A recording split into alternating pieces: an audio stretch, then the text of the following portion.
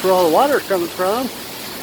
Going right down the street. That's a truck stuck in the middle of the street. It should tell you about how high the water is.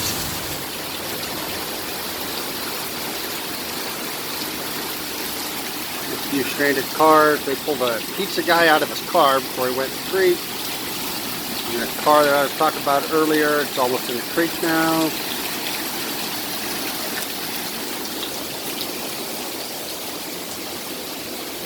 There's a 1.5 step. You can see the water was right over it.